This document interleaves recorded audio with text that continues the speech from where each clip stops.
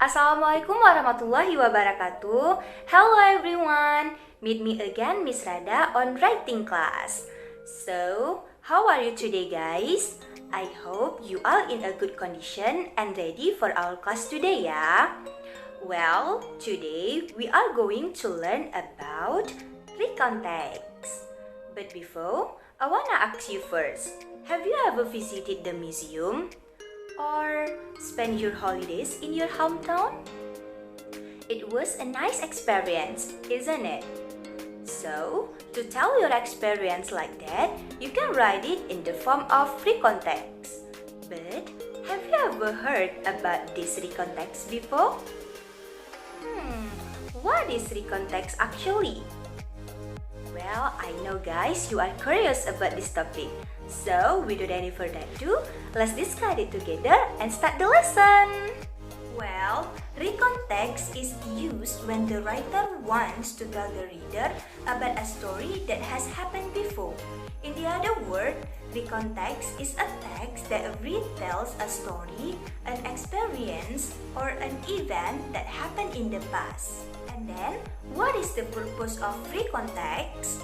The first is to tell experience in which the writer was personally involved. Second, to inform the readers by telling the past event historically, an achievement in a person's life. And the last is to entertain the reader. That's why we have to write recontext as interesting as possible so that our readers feel interested in our story. Okay, next. Recontext is divided into three. The first is biography.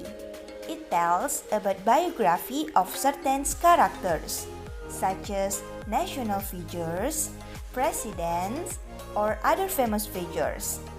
Second, historical recount. It tells historical events that happened in the past. For example, the history of Rengas Dengklok.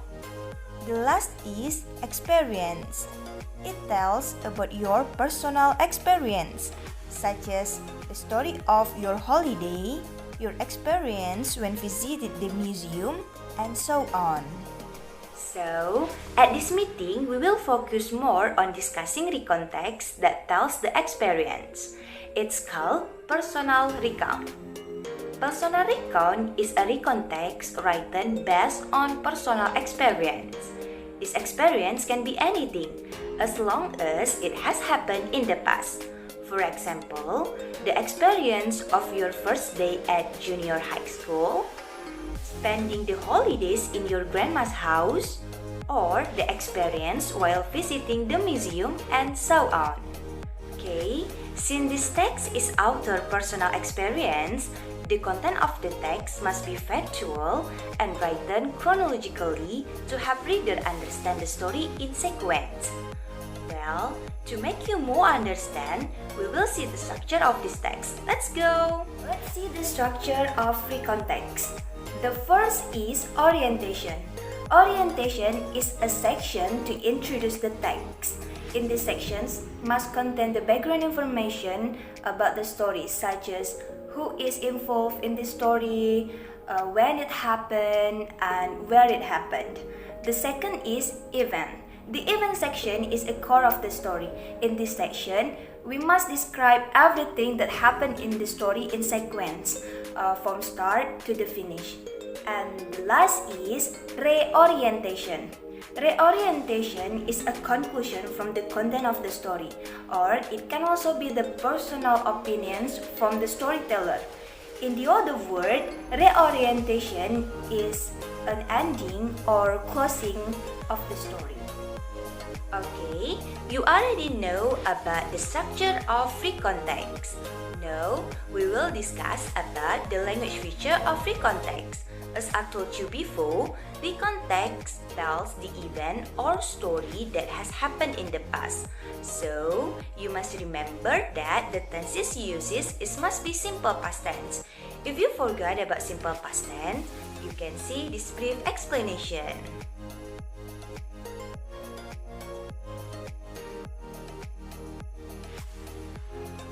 Well, Language feature of recontext is not only simple past tense, there are others. Let's discuss it more deeply. And then, let's discuss about language feature of recontext. The first is introducing personal participant, such as I, my group, my family, and so on. Second, using chronological connection, such as then, first. Third, using linking verb, for instance, was and were. Fourth, using action verb. For example, send, talk, and so on.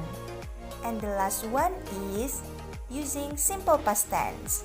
For example, forgot, imagined, and so on. To make you more understand about the structure and the language feature of recontext, let's see the following example.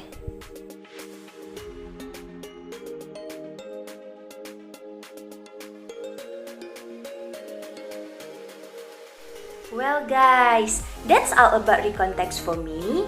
I hope you all understand about what we have learned today. Now, for today's activities, I want you to answer some questions related to our topics today. And also, I want to challenge you to write a recontext about your unforgettable experience. For more details, I have posted the instruction in our Google Classroom. So, if you guys have a question about recontext or about the text, you can ask me anytime in Google Classroom. Finally, thank you for your attention and see you next week. Wassalamualaikum warahmatullahi wabarakatuh. Bye!